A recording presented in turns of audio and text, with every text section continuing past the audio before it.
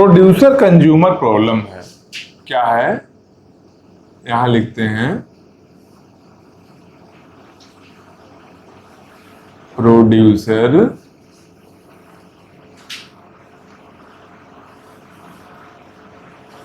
Consumer. इससे क्या दिख रहा है कि प्रोड्यूसर मतलब एक प्रोड्यूस कर रहा होगा और एक कंज्यूम कर रहा होगा। इसका मतलब यही हुआ ना कि प्रोड्यूसर है एक कंज्यूमर है। फैक्ट्री में क्या होता है? प्रोडक्शन होता है। हम लोग क्या करते हैं? कंज्यूम करते हैं। मान लो बिस्किट का फैक्ट्री है तो क्या क्या फैक्ट्री में प्रोडक्शन किया, वहां पर प्रोड्यूस किया, हम लोग क्या किए? कंज्यूम किए। तो एक बेसिक सा आइडिया जानो कि वो प्रोड्यूस कर रहा है तो कहीं ना कहीं वो एक जगह बनाए होगा, गोडाउन बनाए होगा, एक स्पेस होगा उसके पास जहां वो प्रोडक्शन करने के बाद स्टोर करता होगा। स्टोरेज के लिए कहीं ना कहीं कोई जगह होगा ना जहां वो प्रोडक्शन करके स्टोर करेगा।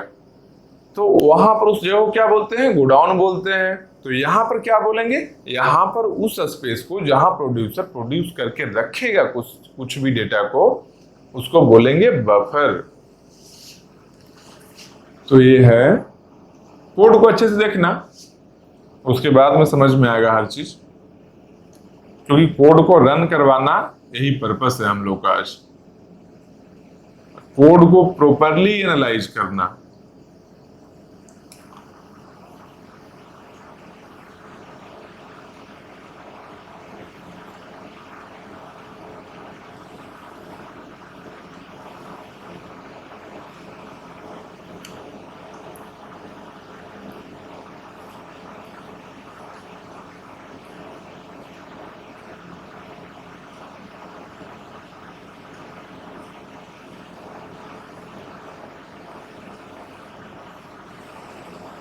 एन मतलब क्या हुआ? एन क्या है? बफर का कैपेसिटी है, मतलब कितना यूनिट प्रोडक्शन उसमें होकर कितना बिस्किट का डब्बा और रख सकता है वहां उस गोडाउन में, कितना प्रोड्यूस करके प्रोड्यूसर रख सकता है, वो क्या है? एन है। एन है जो बफर का कैपेसिटी है।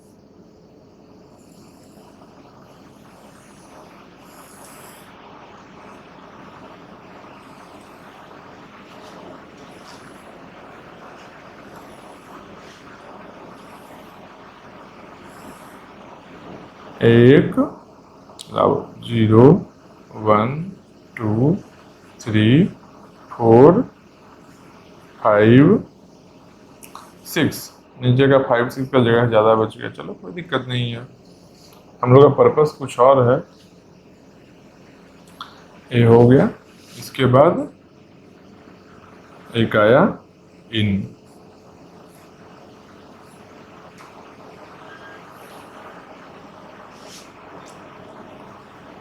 ए बी सी डी, काउंट कितना है? 4 है, मतलब 4 यूनिट प्रोडक्शन होकर रखा हुआ है। काउंट मतलब जितना वैल्यू है काउंट का उतना प्रोडक्शन हो चुका है, बफर में अवेलेबल है। तो A B C D 4 unit available है।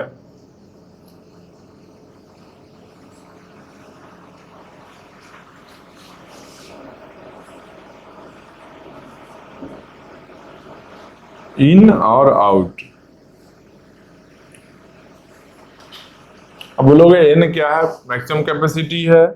काउंट क्या है? जितना अवेलेबल है इसमें। तो इन और आउट क्या है अभी बताइए, वो भी बताएंगे। इन मतलब जहां से प्रोड्यूसर रखेगा अभी फिर से कुछ प्रोड्यूस करके,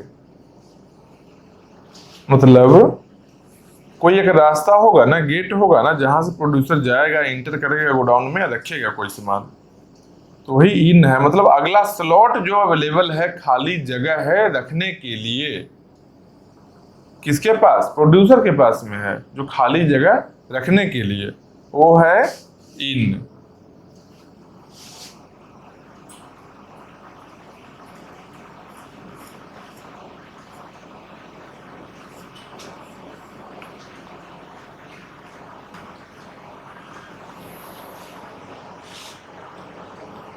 अब इसका कोड लिखते हैं। पहले क्या हुआ, इन काउंट बफर बना लिए, इन आउट कर लिए। ये क्या है, प्रोड्यूसर का है।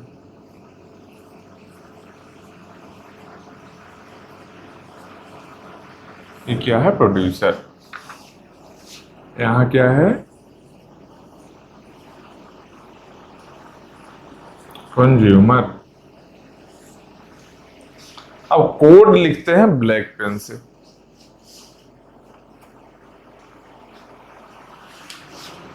कोड को ब्लैक पेन से ऐसा करते हैं, प्रोड्यूसर का कोड यहाँ लिखते हैं, कंज्यूमर का कोड वहां लिखेंगे, नीचे में एनालिसिस करेंगे दोनों का।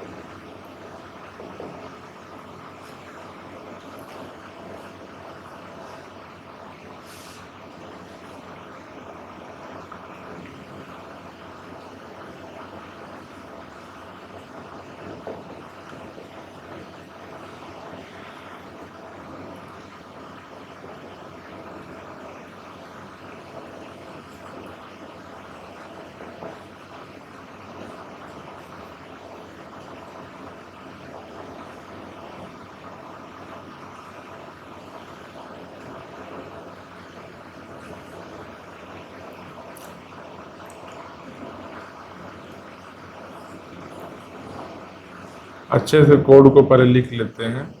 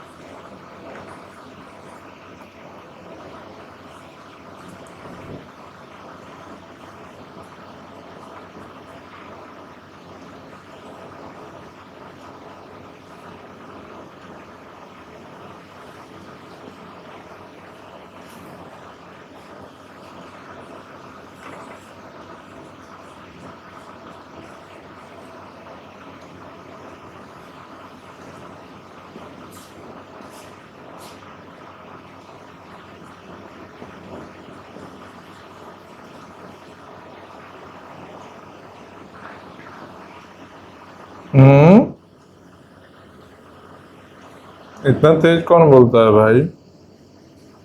Buffer in item P.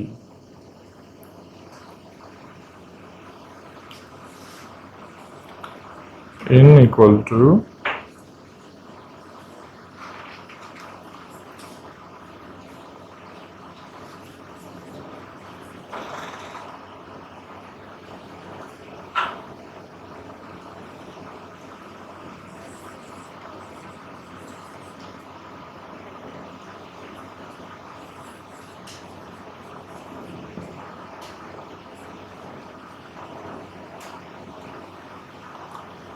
तुम लोग को पानी वानी पीना है तो पानी वानी पी लो। क्यों, क्योंकि इसके बाद कुछ टाइम अच्छे से हम लोग एनालाइज करेंगे प्रॉब्लम को।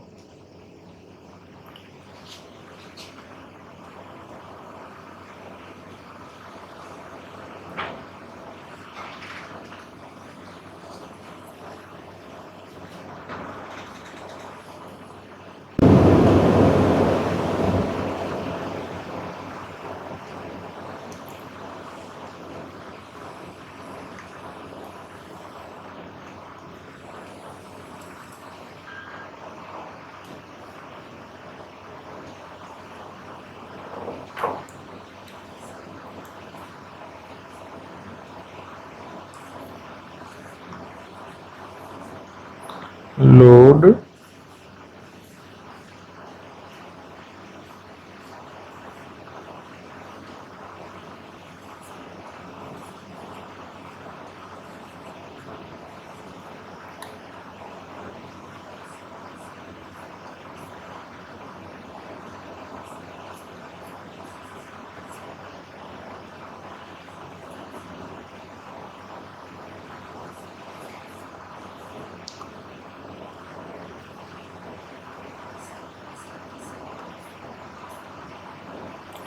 एक कोड को अच्छे से देख लोगे ना, इस टाइप का कितना भी कोड रन करवा सकते हो।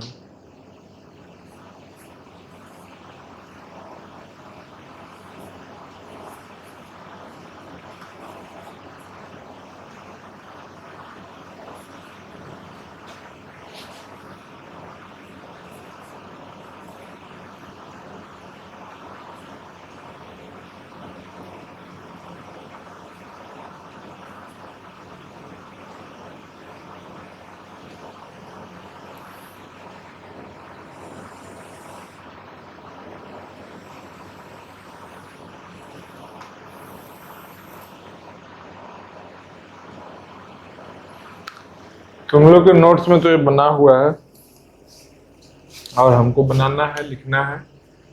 कोई नहीं हो गया प्रोड्यूसर का वो कोड है, एक बार देखो कोड को, पढ़ो केवल, और कुछ नहीं करना है। कोड को बस जो भी लिखा हुआ है पढ़ो एक बार।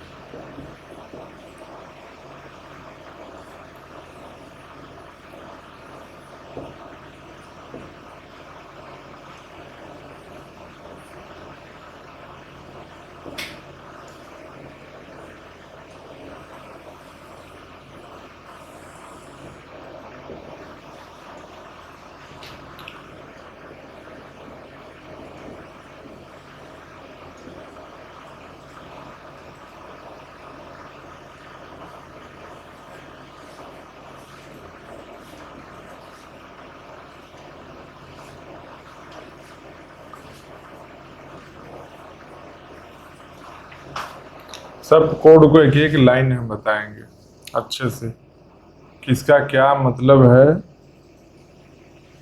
और किसके चलते क्या कुछ प्रॉब्लम आया।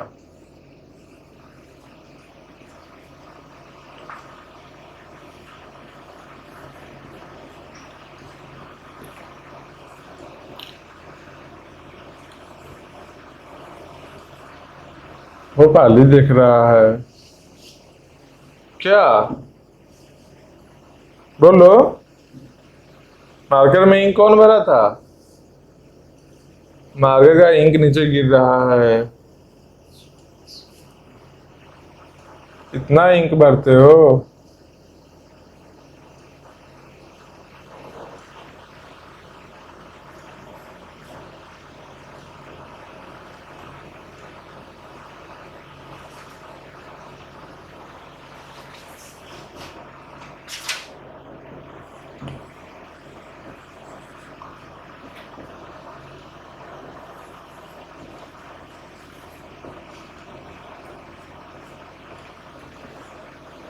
ऐसे अभी जो भैया आए थे बहुत अच्छे हैं, बहुत ही डिसेंट नेचर के हैं और सबसे सीधे साधे यहाँ मैनेजमेंट के आदमी हैं, बहुत अच्छे।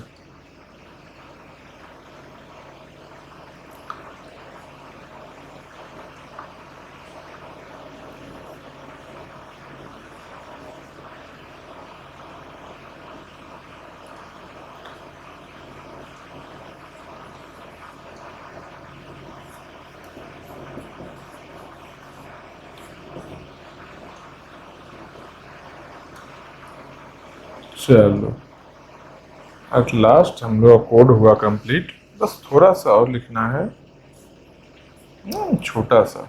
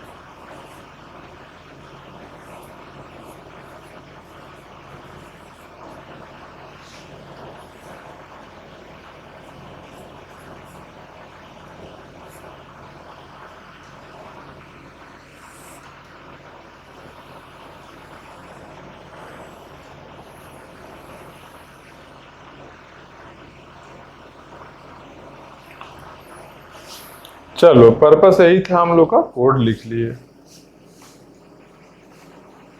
अब इसके बाद इसके आगे का क्या स्टेप है?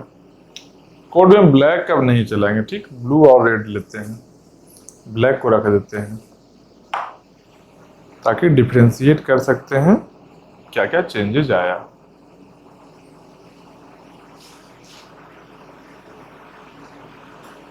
एक सेकेंड,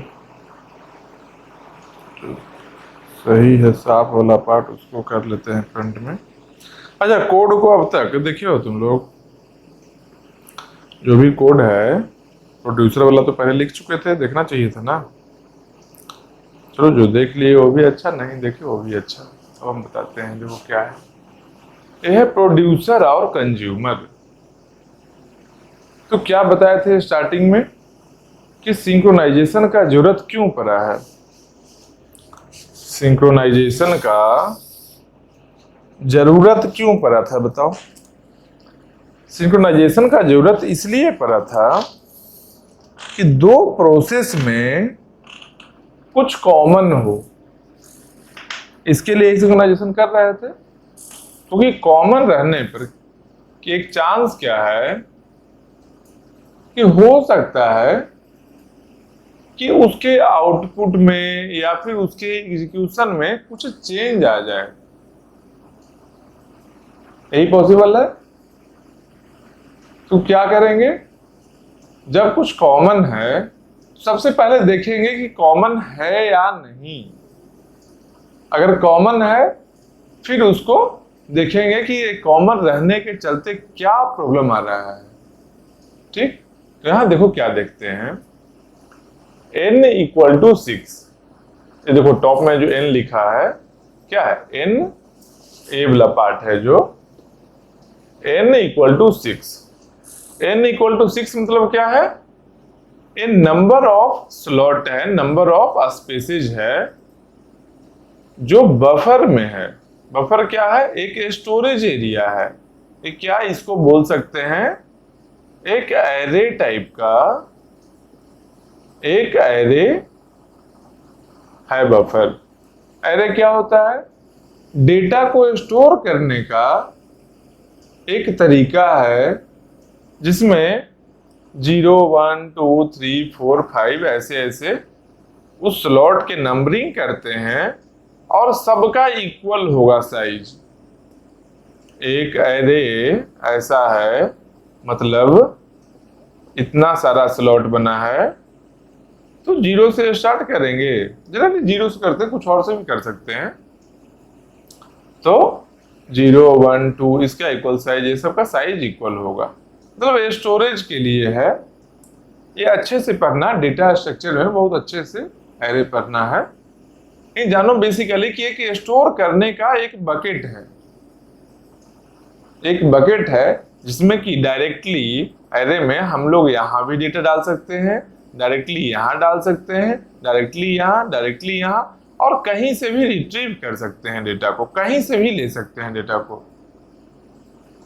ये फीचर है एरे में कि कहीं भी कुछ डेटा को हम लोग स्टोर कर सकते हैं और कहीं से भी रिट्रीव कर सकते हैं डेटा को। मेरे पास में डेटा का जब जरूरत होगा तब हम वहां से डेटा को रिट्रीव कर लिए। तो एरे जैसा ही यहाँ क्या है, बफर है हम लोग का, कितना साइज का, 0 to n minus 1। 0 to n minus 1 मतलब 0 to 5 अगर लेते हैं, टोटल साइज कितना हो गया, 1 to 5 तो 5 हो ही गया, प्लस में एक 0 भी है, मतलब कि 6 हो गया। n का वैल्यू अगर 6 है तो मैक्सिमम नंबर कितना होगा, स्लॉट का मैक्सिमम नंबरिंग कितना होगा, 6 minus 1 5, यही होगा ना। तो यहां भी बफर क्या है, 0 to n minus 1, जब n कितना है, 6 है। काउंट इक्वल टू 4 लिखा हुआ है।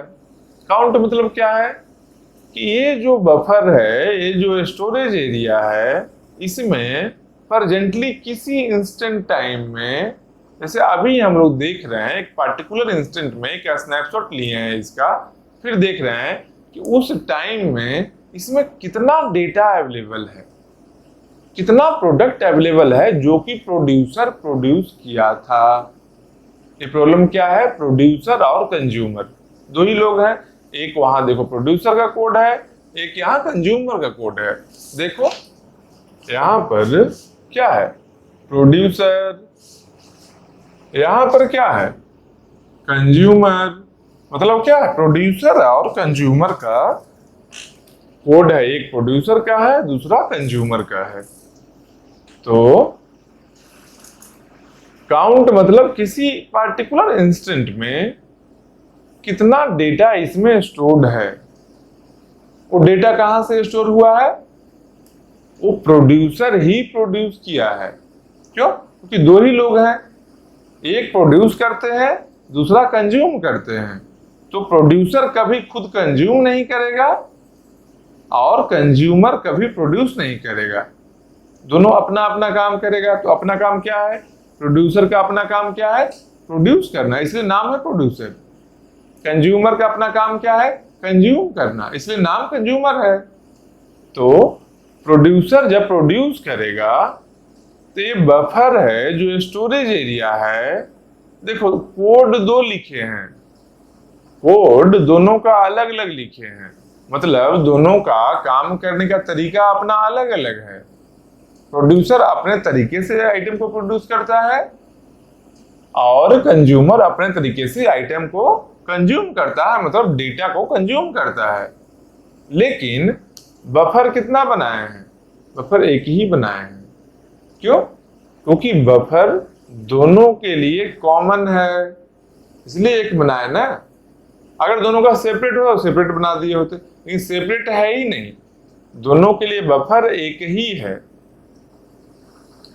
तो प्रोड्यूसर क्या किया, प्रोड्यूसर प्रोड्यूस किया आइटम को, प्रोड्यूसर प्रोड्यूस करके इस बफर में डेटा को रख दिया, स्टोर किया, और फिर यहां से कंज्यूमर यहां से डेटा लेकर कंज्यूम किया।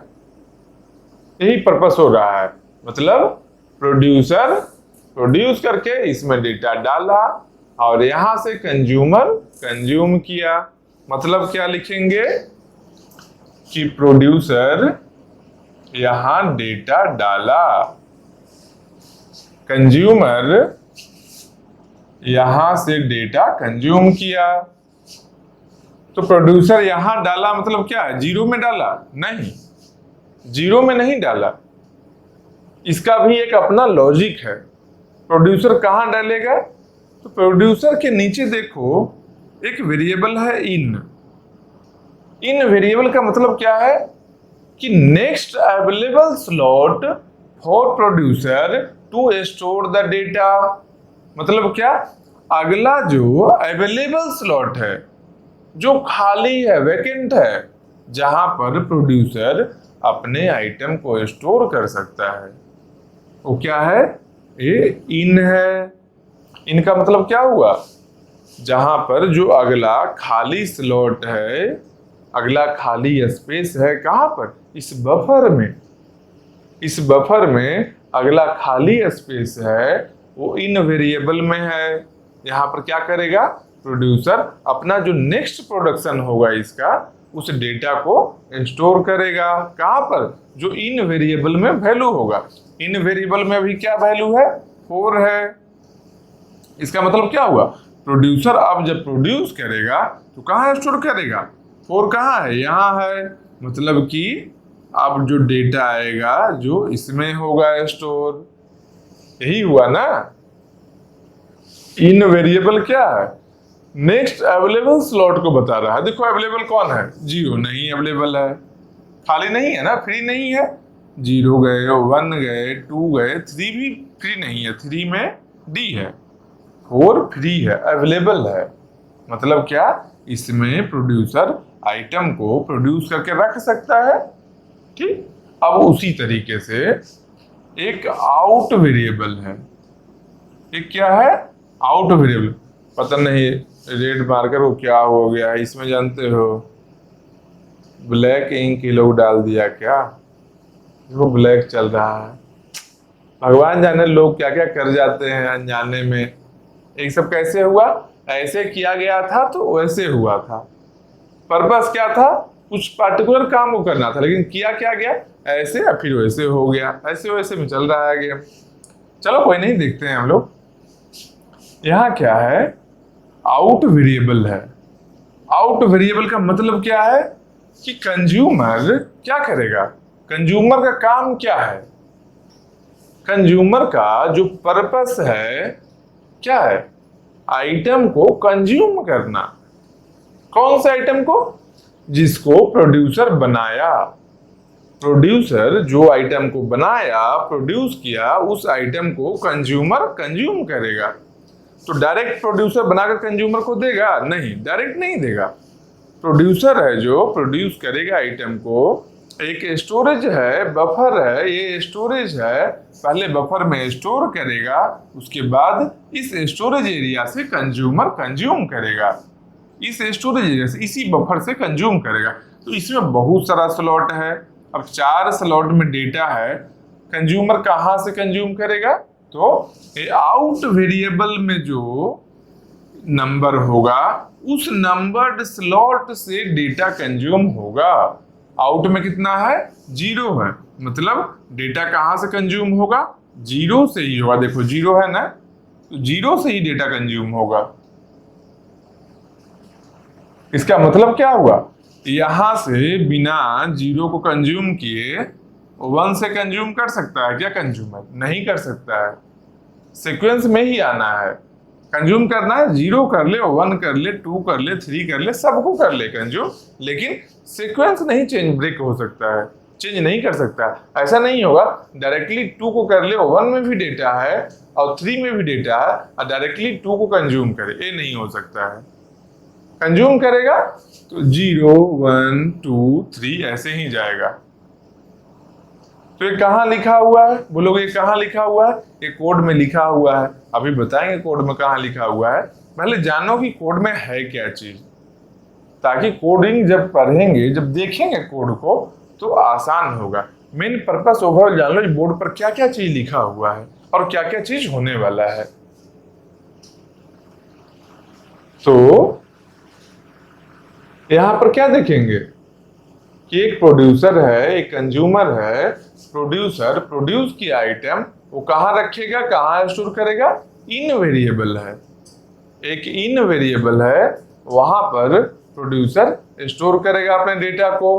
कंज्यूमर क्या करेगा, कंज्यूमर कंज्यूम करेगा कहां से, जो आउट वेरिएबल में नंबर है उस नंबर्ड ब्लॉक जो होगा इस बफर में, उस ब्लॉक से डेटा को कंज्यूम करेगा। तो अब देखो, अब एक और चीज इसमें ऑब्जर्व करो, ये तो बता दिए सही है भाई, जो प्रोड्यूसर प्रोड्यूस करेगा, कंज्यूमर कंज्यूम करेगा। प्रोड्यूसर इन में जो इन वेरिएबल में जो वैल्यू है उसके अकॉर्डिंग प्रोड्यूसर बफर में स्टोर करेगा, और आउट वेरिएबल जो है इसके अकॉर्डिंग कंज्यूमर बफर से कंज्यूम करेगा। अच्छा चीज है, लेकिन एक और भी रिस्ट्रिक्शन है ना। मान लो बहुत बड़ा स्टोरेज बनाए हुए है प्रोड्यूसर। प्रोड्यूसर क्या है, एक फैक्ट्री है एक तरह का, जहां प्रोडक्शन हो रहा है। तो मान लेते हैं कि वो बहुत बड़ा फैक्ट्री का स्टोरेज स्पेस बनाया है फैक्ट्री के बाहर में। वहां क्या करता है, प्रोड्यूस करता है, फिर वहां स्टोर करता है। लेकिन उसका भी एक कैपेसिटी होगा ना, जो स्टोरेज स्पेस बनाया होगा, मान लो 10 आइटम के लिए बना है, या 10 लाख के लिए बना है, या 10 करोड़ के लिए बना है, कुछ भी। अब ऐसा नहीं 10 के मल्टीपल में बने, ऐसा नहीं है। 5 लाख हो, 6 लाख हो, 7 लाख हो, 20 लाख हो, कुछ भी ऐसा रैंडम बता रहे हैं। तो कुछ भी कैपेसिटी का बना है, लेकिन कैपेसिटी तो लिमिटेड होगा, कुछ तो लिमिट होगा, इनफाइनाइट थोड़ा ही हो सकता है वो। कैपेसिटी कुछ ना कुछ होगा ना, कुछ वैल्यू होगा कैपेसिटी का। तो मान लो किसी पार्टिकुलर टाइम में वो कैपेसिटी फुल हो जाए, किसी पर्टिकुलर टाइम में वो कैपेसिटी जब फुल हो जाएगा तब क्या होगा, जब वो कैपेसिटी फुल हो जाएगा उसके बाद में प्रोड्यूसर यहाँ स्टोर कर सकता है, समझो बात को। हम क्या बोल रहे हैं कि तुम्हारे पास में एक बैग है, स्कूल बैग है, इसमें 10 बुक्स तुम रख सकते हो, 10 किताब रख सकते हो। तुम 2 लेकर गए स्कूल, चलो अच्छा बात है। 3 लेकर गए, सही बात है। मान लो किसी दिन 10 किताब उसमें रख दिए हो, तो उसके बाद में 11वां किताब उसमें डाल सकते हो। हम बता चुके हैं पहले ही कि 10 किताब ही मैक्सिमम कैपेसिटी उसका है। हम उसे कैपेसिटी के बारे में बता चुके हैं। यहां पर भी इस बफर के कैपेसिटी के बारे में बता चुके हैं। एन है क्या? एन क्या है? एन ये क्या है? ये है कैपेसिटी। कैपेसिटी है ना एन। तो कैपेसिटी के बारे में हम बता चुके हैं पहले ही। काउंट मतलब क्या? प्रेजेंटली कितना आइटम है, कितना है? 1 2 3 4 5 6, यहां तक ही है। एक हटा दो या तो रहने दो, इसको ही बढ़ा देते हैं। 6 हुआ ना, इसको चलो 7 कर लेते हैं। इसको 7 कर दिए तो कैपेसिटी 7 है उसका। सिंपल जानो, कैपेसिटी 7 है। अभी काउंट का वैल्यू 4 है। मान लो एक और डेटा इनपुट किया, काउंट का वैल्यू 5 हुआ। फिर से एक और प्रोड्यूस किया, 6 हुआ। फिर से एक और किया, 5 कहां पर आएगा? 5th आइटम यहां आएगा। फिर 6th यहां आएगा, 7th यहां आया। अब तो फुल हो गया ना। अब अगर चाहेगा प्रोड्यूसर कुछ प्रोड्यूस करना तो स्टोर हो सकता है क्या? नहीं हो सकता है। क्यों? स्पेस नहीं है। तो ये पॉइंट को याद रखना है। Producer will produce data items till the buffer gets full. जब तक बफर फुल नहीं हो तब तक ही प्रोड्यूसर प्रोड्यूस करेगा। Once the buffer capacity full, the producer will stop producing new data items. जो भी नया डेटा है वो डेटा को प्रोड्यूसर प्रोड्यूस करना बंद कर देगा जब इसका कैपेसिटी फुल हो जाएगा, एन का वैल्यू मैक्सिमम हो जाएगा। जब मतलब काउंट का वैल्यू जब मैक्सिमम हो जाएगा तो प्रोड्यूसर नया डेटा प्रोड्यूस नहीं करेगा। ये समझ गए? प्रोड्यूसर के साथ में ये रिस्ट्रिक्शन है। अब कंज्यूमर का भी तो कुछ होगा ना। अब जैसे प्रोड्यूसर का रिस्ट्रिक्शन है तो कुछ कंज्यूमर का होगा कि नहीं होगा? कंज्यूमर के बारे में कुछ होगा? क्या लग रहा है? कंज्यूमर का काम क्या है? कंज्यूमर यहां से डेटा को कंज्यूम कर रहा है। कौन सा डेटा? जो कि पहले से स्टोर्ड है किसमें? बफर में। कहां से स्टोरेज आया था? वो आया था प्रोड्यूसर जो प्रोड्यूस किया था, वो प्रोड्यूसर डेटा को बफर में डाला, फिर यहां से डेटा को कंज्यूमर कंज्यूम कर रहा है। तो मान लो कहां से कंज्यूम कर रहा है? किसके अकॉर्डिंग? आउट वेरिएबल के अकॉर्डिंग। आउट वेरिएबल में जो वैल्यू है उस नंबर्ड ब्लॉक से कंज्यूम करेगा। मान लो अभी 0 है तो 0 से लिया। मान लो ए वैल्यू 1 हो जाता, 0 नहीं 1 होता तो कहां से लेता? 1 से लेता। अगर ये 2 होता तो यहाँ 2 वाले से लेता। मतलब कंज्यूमर जो आउट का वैल्यू रहेगा उस नंबर्ड ब्लॉक से डेटा आइटम को कंज्यूम करेगा। लेकिन एक ऐसा भी तो केस है ना, एक ऐसा भी केस पॉसिबल है ना जो बफर ही खाली रहे। जो गोडाउन से बिस्किट लाना था कंज्यूमर को, वो गोडाउन ही खाली है। कभी कभी होता है ना, किसी शॉप में जाओ कुछ पर्टिकुलर बिस्किट लाने के लिए, तो जाओ नहीं मिलेगा, तो फिर क्या बोलेगा? तो बोलेगा जो मेरे पास ये बिस्किट नहीं, वो बिस्कुट है वही ज्यादा अच्छा है, वो नहीं है उसके पास। मतलब तो यहां पर ऐसा नहीं है। कंज्यूमर आया देखा कि ये नहीं है तो अच्छा कुछ और लेकर चले जाते हैं, इसका नंबर ही लेकर चले जाते हैं, कुछ भी अलावा वाला लेकर चले जाते हैं। ये सब नहीं करेगा। इसके पास में डिसिप्लिन है, जो रिक्वायरमेंट है वही चीज लेगा। अगर नहीं पॉसिबल है लेने का तो ये फंक्शन करना बंद कर देगा, रुक जाएगा वहां पर ही।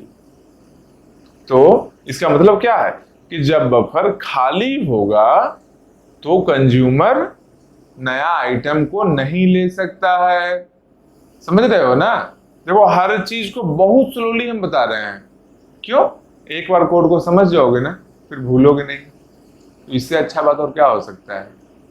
4 कोड बताने से अच्छा एक कोड को ज्यादा बेटर तरीके से समझाएंगे, वही ज्यादा अच्छा है। और ये चीज फील करोगे, जब अच्छे से समझ जाओगे ना तो फील करोगे। पहले देखो इसमें क्या है, कंज्यूमर कंज्यूम यहां से कर रहा है चीज को, तो क्या था कि अगर इम्पटी हो, बफर इम्पटी हो, काउंट का वैल्यू 0 हो।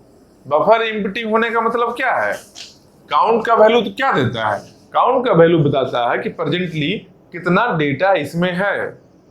काउंट का वैल्यू अगर 0 हो गया, इसका मतलब क्या है? इसमें एक भी डेटा नहीं है। एक भी डेटा नहीं है तो कंज्यूमर क्या कंज्यूम करेगा? कंज्यूम ही नहीं करेगा, डेटा ही नहीं है, कैसे कंज्यूम करेगा? तो कंज्यूमर के पास में रिस्ट्रिक्शन है कि बफर एम्प्टी होने पर, काउंट का वैल्यू 0 होने पर कंज्यूम नहीं करेगा, स्टॉप कर देगा कंज्यूम करना।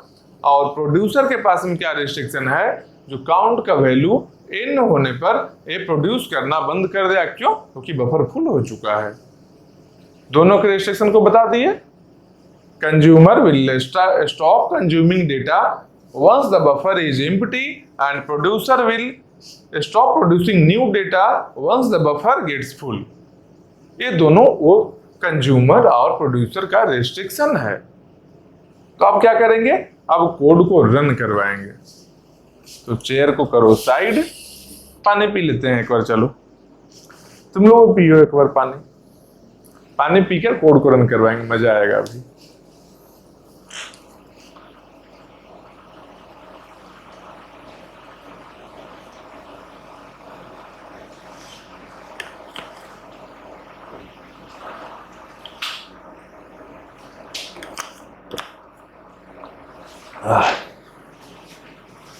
चलो फिर क्या पर्पस है अभी हम लोग का?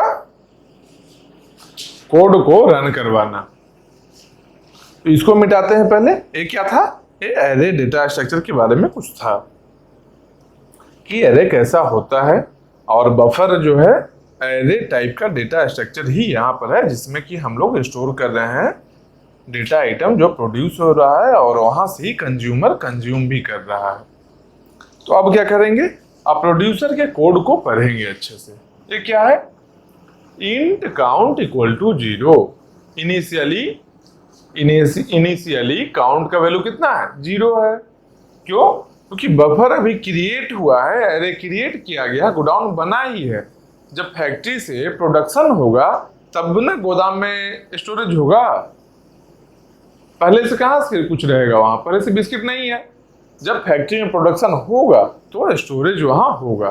ठीक? तो काउंट इनिशियली 0 है। Void producer void int item P, जो आइटम पी ये प्रोड्यूस करेगा, while true produce item P while count equal to n। मतलब क्या है? वाइल लूप है इसमें, वाइल कंडीशन में क्या है? While count equal to n। अगर काउंट का वैल्यू n होगा, ये देखो कंपेयर कर रहा है, डबल इक्वल है, 2 बार इक्वल का साइन है। मतलब क्या है? काउंट के वैल्यू को n से कंपेयर कर रहा है। काउंट का कुछ वैल्यू है ना यहाँ पर, इस काउंट के वैल्यू को n से कंपेयर कर रहा है। काउंट इक्वल टू n मतलब देख रहा है चेक करके काउंट का वैल्यू n है क्या। अगर हाँ सही बात है, अगर कि हाँ काउंट का वैल्यू n है, तो क्या होगा? ये बार बार चेक करेगा। क्यों? क्योंकि व्हाइल लूप है ना, जब तक ये कंडीशन ट्रू होगा तब तक यहाँ ही रहेगा। जब फॉल्स होगा कंडीशन, तब ना लूप के बाहर जाएगा। कोई भी लूप में, जैसे फॉर लूप था, हम लोग क्या करते थे?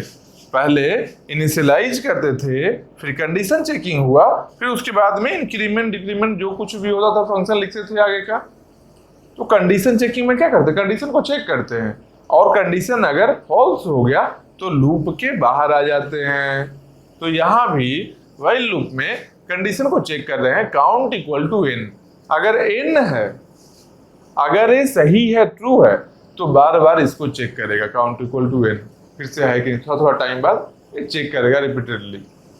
अगर ये n नहीं है, मतलब ये फॉल्स है, तो क्या होगा, n नहीं है मतलब काउंट का वैल्यू n नहीं है, मतलब कोई ना कोई एम्प्टी स्लॉट है ना। काउंट का वैल्यू n अगर है, n अगर काउंट का वैल्यू है मतलब सारा स्लॉट फुल है, इसे कैपेसिटी फुल है, तो नया प्रोड्यूस नहीं कर सकता है, तो नहीं कर सकता, उस केस में क्या होगा, वाइल बार बार इसको चेक करेगा, वाइल के अंदर ही रहेगा, while count equal to n को बार बार चेक करते रहेगा। अगर ये गलत है मतलब कि काउंट का वैल्यू, ये जो काउंट का वैल्यू है, ये काउंट का वैल्यू n नहीं है, तो अगर काउंट का वैल्यू n नहीं है तो क्या करेगा उस केस में, उस केस में ये वाइल लूप से बाहर आएगा। तो वाइल लूप से बाहर आने पर क्या करेगा, buffer in equal to item p, इस बफर में इन का जो वैल्यू है, इन का क्या वैल्यू है, 4 है वैल्यू, इन के वैल्यू जो है 4 वैल्यू में आइटम p को रखेगा। तो मान लो आइटम p है जो रेड पेन से लिखते हैं क्या, EFG, मान लेते हैं प्रोड्यूसर है जो नया डेटा प्रोड्यूस किया है जिसका नाम क्या है, EFG, एक नया डेटा प्रोड्यूस किया है। कैसे किया, वाइल में चेक किया काउंट का वैल्यू n है कि नहीं, n नहीं है मतलब ये बफर में जगह खाली है, स्पेस अवेलेबल है, तो क्या किया, काउंट n नहीं है तो बाहर आया, एक आइटम को क्रिएट किया आइटम p को, और उस आइटम को क्या किया, बफर इन का जो वैल्यू है, बफर और इन का जो वैल्यू है, इस बफर में इन का जो वैल्यू है, इन का जो यहाँ वैल्यू था उसमें स्टोर कर दिया। क्या स्टोर किया, जो आइटम क्रिएट किया था। उसके बाद देखो क्या किया है, इसके बाद फिर नेक्स्ट स्टेटमेंट में जाएंगे तो क्या है, in equal to in plus 1 mod n, इसका मतलब क्या हो गया, अब इन का नया वैल्यू देना है, क्यों, क्योंकि इन का जो अभी वैल्यू है 4 है, 4 में तो आइटम आ गया ना, 4 में आइटम आ गया ना, और इन वेरिएबल क्या बोलता है, इन वेरिएबल किस काम के लिए है, इन वेरिएबल बताता है प्रोड्यूसर को कि अगला जब कुछ भी प्रोडक्शन होगा उसको स्टोर करने के लिए कहाँ पर जगह खाली है, कहाँ पर स्पेस अवेलेबल है। इन क्या बताएगा प्रोड्यूसर को कि कहाँ पर स्पेस अवेलेबल है, तो ये वाले इन में तो स्टोर कर दिए, तो इन का वैल्यू चेंज करना होगा ना, तो कैसे चेंज करेंगे, इन के वैल्यू को एक इंक्रीमेंट कर देंगे, इन प्लस 1 4 है ना, 4 प्लस 1 5 कर देंगे, यहाँ ले आएंगे, तो क्या हो गया, इन का वैल्यू को चेंज करके 4 को काट कर 5 ले आए हम लोग, 5 ले आए ना, तो इन का वैल्यू क्या हो गया, अब यहाँ 5 हो गया, in equal to in plus 1, तो 5 हो गया। अब बोलोगे मोड n क्यों है, मॉडर्न क्यों लिखा है आगे, इसलिए लिखा है कि मान लो 6 होता, इन का वैल्यू मान लो होता 6, तो देखो इन का वैल्यू मान लो 6 है, 6 होता, 6 में आकर स्टोर करते, उसके बाद अगला स्टेटमेंट जब रन करवाते, in equal to in plus 1, तो 6 प्लस 1 कितना हुआ, 7 हुआ, 6 प्लस 1 का वैल्यू हो गया 7, ये वैल्यू इन प्लस 1 क्या हुआ 7, इन का वैल्यू क्या होता है यहाँ 7, 7 है क्या कहीं, 7 कहीं है, देखो 0 1 से लेकर 6 तक है, 7 नहीं है ना, तो 7 है, 7 आने का मतलब क्या किए हम लोग आगे एक मॉड फंक्शन लगा दिए, मॉड n, n क्या है, इसका जो कैपेसिटी था, तो mod n 7 mod n, n क्या है यहाँ पर इस केस में, n है 7, तो मॉड फंक्शन क्या करता है, रिमाइंडर को बताता है, मतलब 7 मॉड n है, मतलब कि n से भाग दिए किसमें, 7 में, 7 को डिवाइड किए n से, और जो रिमाइंडर आया वो रिमाइंडर है जो नया वैल्यू हो गया, रिमाइंडर क्या है, इन का वैल्यू हो गया, तो अब 7 है, n का वैल्यू भी 7 है ना, तो 7 से जब 7 को डिवाइड करेंगे तो 1 टाइम्स में 7 होगा, रिमाइंडर कितना होगा 0। मतलब क्या कि जब यहाँ पर इनका वैल्यू रहेगा, यहाँ जब स्टोर करेंगे तो अगला कहाँ जाएगा, 6 से कहाँ चला जाएगा, अब ऊपर ले जाने का जगह ही नहीं है। चलो फिर से ले जाते हैं, ऐसे लेकर जाएंगे, ऐसे जाने का रास्ता बनाना है, ये लो ऐसे, हालांकि यहाँ से ही कर देते, छोड़ो चलो कर लिए, कोई दिक्कत नहीं। देख लो ये ऐसे गया है, एक ऐसे आया है। ये क्या है, कंज्यूमर कंज्यूम कर रहा था, अभी प्रोड्यूसर का हम लोग बात करें तो क्या है, 6 के बाद में इनका वैल्यू क्या हो जाएगा, 0 हो जाएगा। 0 हुआ था ना 6 के बाद में, क्यों, 6 + 1 7 हुआ, 7 में मॉड लगाए, n हो गया। अब क्या किए, in equal to in plus 1 mod n कर चुके हैं, एक काम तो कर दिए। इसके अगला स्टेटमेंट में आए, इसके अगला स्टेटमेंट में क्या लिखा है, count equal to count plus 1। मतलब कि काउंट क्या है, काउंट वेरिएबल क्या बता रहा था, काउंट वेरिएबल बता रहा था कि बफर में किसी पर्टिकुलर टाइम में कितना डेटा अवेलेबल है। तो कितना अवेलेबल था पहले, 1 2 3 4। अब क्या है, एक नया डेटा एंट्री कर दिए है ना, एक नया डेटा एंट्री किए हैं ना, तो मतलब एक नया डेटा एंट्री जब किए हैं तो काउंट का वैल्यू भी बढ़ाएंगे ना। नया डेटा ले आए हैं, मान लो फैक्ट्री में प्रोडक्शन हो गया, स्टोरेज के पास में गया है, तो हम बताएंगे ना, डेटा एंट्री होगा ना कि नहीं। कंपनी में एक नया पैकेट और आया है, तो टोटल में एक ऐड कर दो, करेंगे ना ये चीज। तो पहले से 4 था, एक और नया चीज लाए हैं, तो क्या हुआ, +1 करेंगे, 5 करेंगे। तो यहाँ देखो क्या है, count equal to count plus 1, यही हुआ ना, count equal to count plus 1। तो काउंट का वैल्यू को हम लोग इंक्रीज करके कितना कर दिए, काउंट के वैल्यू को इंक्रीज करके हम लोग बना दिए 5। क्यों, एक नया आइटम यहाँ पर आया था इसके लिए ही। लेकिन अब जानो, अब एक इंपॉर्टेंट चीज को जानो कि काउंट है जो count equal to count plus 1 एक बार में एग्जीक्यूट नहीं हो रहा है। ये कैसे एग्जीक्यूट होता है, ये 3 स्टेप में एग्जीक्यूट होता है। ये एक स्टेटमेंट है जो count equal to count plus 1 single time में ये एग्जीक्यूट नहीं हो रहा है। ये लाइन 3 बार में एग्जीक्यूट होगा। कैसे 3 बार में होगा एग्जीक्यूट, देखो 3 बार में कैसे एग्जीक्यूट होगा। क्या करेगा ये, पहले count equal to count plus 1 है ना, तो ये 3 स्टेप में एग्जीक्यूशन होगा इसका। कैसे भाई, तो पहला स्टेप क्या करेगा, एक रजिस्टर लेगा। रजिस्टर मतलब क्या है, डेटा स्टोरेज के लिए एक जगह है, एक स्पेस है। किसके पास में, प्रोड्यूसर का RP लिखा हुआ है, मतलब ये रजिस्टर है जो प्रोड्यूसर के लिए है। तो एक स्पेस है, रजिस्टर एक ले लिया हो। फिर क्या किया, m count load RP m count, मतलब काउंट का जो वैल्यू है, काउंट का क्या वैल्यू था, 4 था पहले 4 ही था ना। a + 1 करने के बाद 5 बनाया है ना, पहले काउंट का वैल्यू 4 था। तो इस 4 वैल्यू को कहां पर ले आया, load RP m count, count का वैल्यू को किस में लोड करना है, RP में। तो मतलब यहां पर क्या लिखेंगे, यहां पर लिखते हैं RP इक्वल टू, पहले क्या था, पहले कुछ नहीं था, पहले क्रिएट ही किए हैं मेमोरी, उसमें कुछ भी नहीं है, कोई चीज नहीं है। अब क्या किए, RP में काउंट के वैल्यू को लोड कर दिए। काउंट का पहले वैल्यू कितना था, 4 था, तो यहां पर क्या किए, 4 को लोड किए।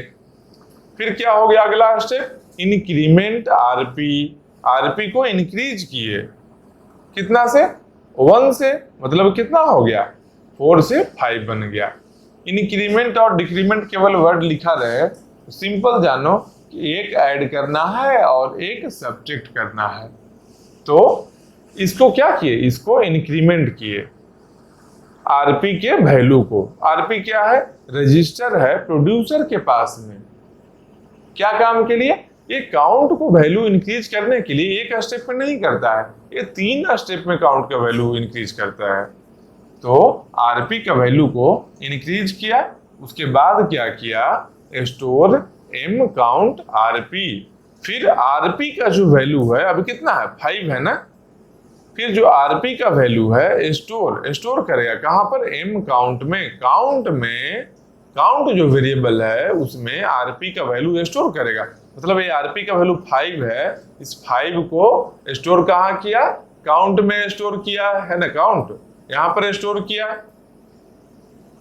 तो क्या हुआ, ये क्या हुआ, प्रोड्यूसर का कोड हुआ।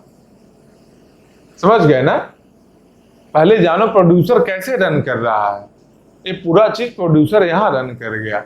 अब इसके बाद क्या करेंगे, अब हम लोग कंज्यूमर को रन करवाएंगे। तो कंज्यूमर को रन करवाने के लिए क्या करेंगे, देखो इसे कोड को लाइन से पढ़ेंगे।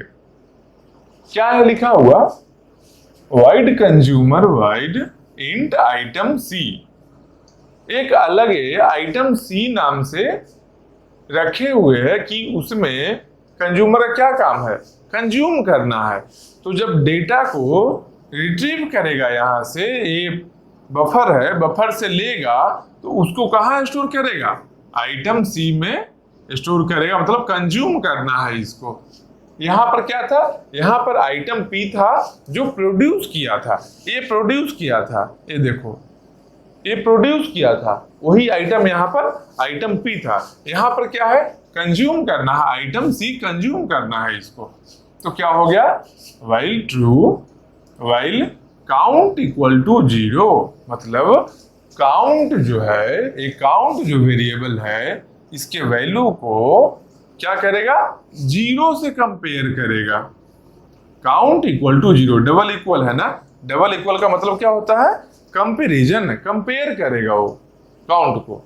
इसका मतलब क्या है, अगर काउंट का वैल्यू, अगर यहां पर ये काउंट का वैल्यू अगर 0 होगा, किसी इंस्टेंट ऑफ टाइम में अगर एक भी आइटम नहीं है बफर में, तो क्या होगा, उस समय काउंट का वैल्यू 0 होगा।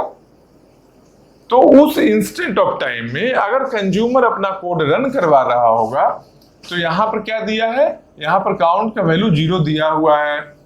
यहां पर क्या हो गया, वाइल काउंट इक्वल टू 0, मतलब काउंट का वैल्यू को कंपेयर किया 0 से, तो क्या देखता है कि काउंट का वैल्यू 0 ही है।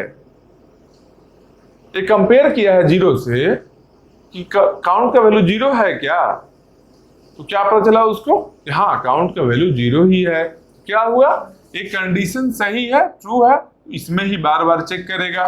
क्यों, वाइल लूप में जब तक कंडीशन ट्रू होता है किसी लूप में, वो उस लूप में ही रोटेट करता है। जब कंडीशन फॉल्स होगा तो लूप से बाहर आएगा, जब ये कंडीशन फॉल्स होगा तब इस लूप के बाहर आएगा।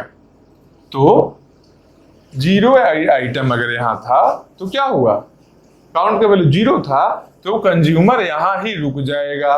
क्या बोले थे, जब ये खाली नहीं हो, मतलब खाली होगा बफर, जब ब्लैंक होगा, इसमें कुछ भी नहीं डेटा होगा, तो कंज्यूमर कंज्यूम नहीं कर सकता है, बताए थे ना। इसके पास में रिस्ट्रिक्शन है, तो वही रिस्ट्रिक्शन को यहाँ कोड के फॉर्मेट में लिख दिया गया है। जो काउंट का वैल्यू जब 0 हो, मतलब एक खाली हो बफर, तो ये कंज्यूम नहीं कर सकता है, यहाँ ही रोटेट करेगा। सेम वैसे ही जैसे प्रोड्यूसर के पास में रिस्ट्रिक्शन क्या था कि अगर बफर फुल है, अगर ये फुल है, जगह नहीं है, तो प्रोड्यूसर प्रोड्यूस नहीं करेगा। तो उसके लिए क्या किए थे, उसके लिए एक लूप यहां पर लगाकर इसको रिस्ट्रिक्ट किए कि काउंट का वैल्यू जब n होगा, मतलब बफर जब फुल होगा, तो यहां ही घूमते रहे, आगे बढ़े ही नहीं कोड। तो किसी भी रिस्ट्रिक्शन को हम लोग कैसे यहाँ इंप्लीमेंट करें, कोड के फॉर्मेट में इंप्लीमेंट करेंगे। वही देखो यहाँ हो रहा है, काउंट इक्वल टू 0 है तो यहाँ ही घूमेगा। अब मान लो काउंट इक्वल टू 0 नहीं है, मतलब काउंट का 0 के अलावा कुछ और वैल्यू है, मतलब कुछ पॉजिटिव वैल्यू है, क्योंकि काउंट -1 नहीं हो सकता है। काउंट का वैल्यू क्या है, number of item, number of item कभी माइनस होगा क्या। मान लो कहीं गिनती करना है, कितना आदमी है, 2 आदमी हो सकता है, 4 आदमी हो सकता है, 10 आदमी या 0 आदमी हो सकता है, कि एक भी नहीं है। निगेटिव -2 आदमी का मतलब क्या है, क्या भूत प्रेत आत्मा टाइप का कुछ सोच रहे हो क्या? ऐसा नहीं है, या तो होगा या तो नहीं होगा, चाहे एक रहे या पॉजिटिव में रहे या फिर जीरो रहे। तो इसका मतलब क्या हुआ, जो काउंट का वैल्यू जब भी होगा तो जीरो या पॉजिटिव होगा। तो मान लो जीरो नहीं है, वो क्या है, कुछ पॉजिटिव वैल्यू है। तो काउंट इक्वल टू जीरो जब कंपेयर करेंगे तो गलत हो गया ना, काउंट का वैल्यू जीरो नहीं है, कुछ पॉजिटिव है, हमको पता है। यहाँ से काउंट का वैल्यू अभी कितना है, अभी स्टार्टिंग में कितना था, 4 था, तो यहाँ 4 है, तो क्या हुआ, काउंट का वैल्यू नहीं है ना जीरो, तो बाहर आ गया इसके। फिर इसके बाद में क्या होगा देखेंगे, item C equal to buffer out. मतलब क्या, आउट में जो नंबर है, आउट में जो न्यूमेरिकल वैल्यू है, उस स्लॉट से बफर के, इस स्लॉट से बफर जो है, इस बफर के आउट वाले जो नंबर है, इस स्लॉट से, आउट में जीरो है मतलब जीरो वाले स्लॉट से आइटम को लेगा और कहाँ स्टोर करेगा, आइटम सी में। Item C equal to, item C में स्टोर करना है, क्या स्टोर करना है, बफर आउट। मतलब इस बफर का जो आउट जीरो, बफर का जीरो वाला जो वैल्यू है, जीरो वाला जो वैल्यू है, इस ए को यहाँ पर आइटम सी में स्टोर कर लेगा। कर लिया ना स्टोर। अब देखो क्या है, अब आउट यहाँ है, आउट का वैल्यू जीरो था, स्टोर तो कर लिया। अब क्या करेगा, out equal to out plus 1 mod n। मतलब क्या, आउट के वैल्यू अब यहां तो खाली हो गया ना, जब ए को लेकर चला गया कंज्यूमर, ए लेकर चला गया तो ये क्या हो गया, ए ब्लैंक हो गया, खाली हो गया ना ये जगह। तो आउट क्या है, ये क्या है, आउट है। आउट क्या है, जहां से ले जाना है कंज्यूमर को, उस स्लॉट को बताता है आउट। आउट वेरिएबल उस स्लॉट को बताएगा जहां से कंज्यूमर को ले जाना है। तो अब खाली जब हो गया है तो यहां से कंज्यूमर कैसे लेकर जा सकता है, मान लो फिर से बाद में कंज्यूमर को जरूरत पड़े कंज्यूम करने का, तो नहीं लेकर जा सकता है ना, तो क्या करेगा, आउट को इंक्रीमेंट कर देगा। मतलब जीरो से 1 लेकर चला जाएगा, क्यों, आगे आगे प्रोड्यूसर प्रोड्यूस भी तो कर रहा है, और इसके बाद में कंज्यूमर साथ में से कंज्यूम कर सकता है, पॉसिबिलिटी है। अब उल्टा में -1 नहीं कर सकते हैं, क्यों, क्योंकि यहाँ पर मान लो प्रोड्यूसर प्रोड्यूस किया, अगर माइनस करेंगे, नेगेटिव उल्टा लाएंगे तो यहाँ आ जाएगा कौन, कंज्यूमर, यहाँ है प्रोड्यूसर, आइटम यहाँ है लेकिन कंज्यूमर को नहीं मिल रहा है। ये कौन करेगा, जो बोका आदमी रहेगा वो करेगा। क्या करेगा, वो खाना बना हुआ है, यहाँ पर किचन में रखा हुआ है, खाना सब कुछ बना कर रखा हुआ है, वो आदमी क्या किया, किचन में नहीं स्टोर रूम में गया प्लेट लेकर, वहां क्या देखा, क्या क्या है खाने के लिए, स्टोर रूम में क्या था, पूरा कचरा था, बिना काम का फालतू चीज उसको मिल गया। मतलब उसके खाने के लायक नहीं था, कुछ और यूज का सामान था लेकिन उसके खाने के लायक नहीं था। वो क्या सोचा, तो खाना नहीं आज बना है, लो, वो तो बेवकूफ आदमी है, भूखा रहेगा वो। ये क्या है, बेवकूफ नहीं है, समझदार है। ये क्या करेगा, जब यहां से कंज्यूम किया आइटम तो इसको एक इंक्रीमेंट करेगा। क्या किया, आउट को, out equal to out plus 1, एक इंक्रीमेंट किया।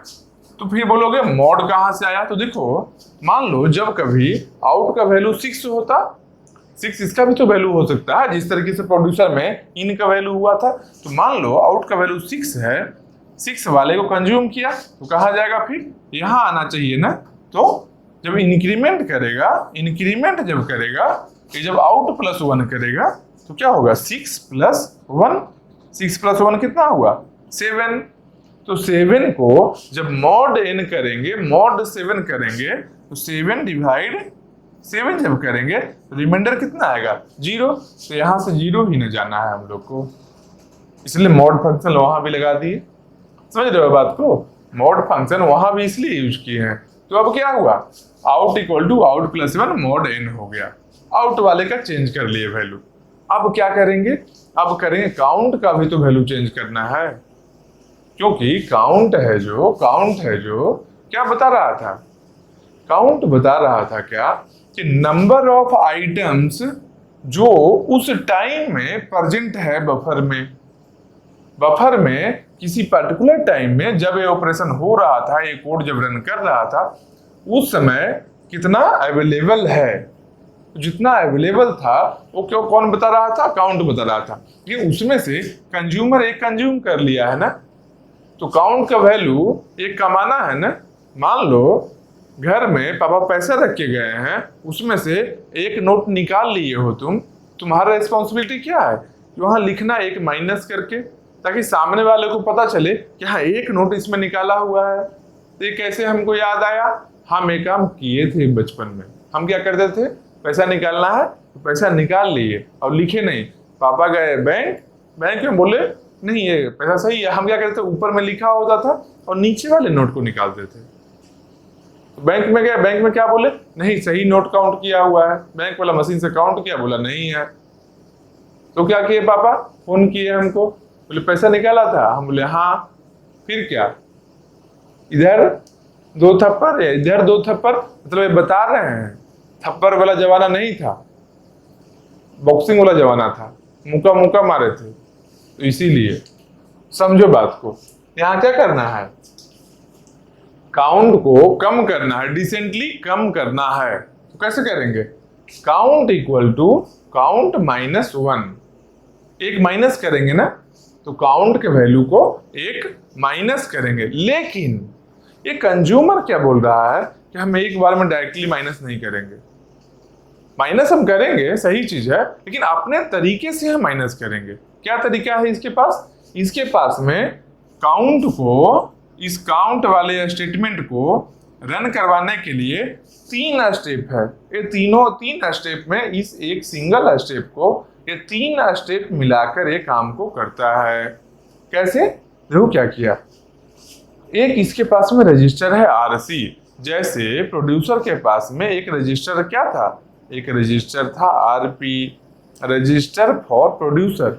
वैसे ही कंज्यूमर के पास में एक रजिस्टर है, रजिस्टर फॉर कंज्यूमर RC। वो क्या किया, लोड RCM काउंट, मतलब कि काउंट का जो वैल्यू है, काउंट का वैल्यू कितना है, 4 था पहले, तो काउंट का जो वैल्यू है उस वैल्यू को RC में लोड करना है। तो यहां लिखो क्या,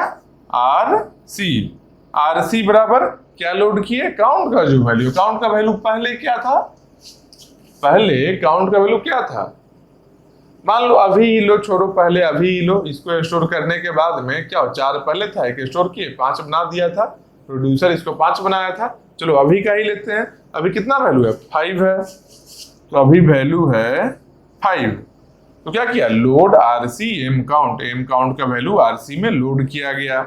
फिर क्या किए, डिक्रीमेंट RC के वैल्यू को डिक्रीमेंट किया गया, कम किया गया। कितना, इंक्रीमेंट अगर होगा कभी तो 1 से करेंगे इंक्रीमेंट, और डिक्रीमेंट लिखा रहे तो 1 से ही डिक्रीमेंट करेंगे।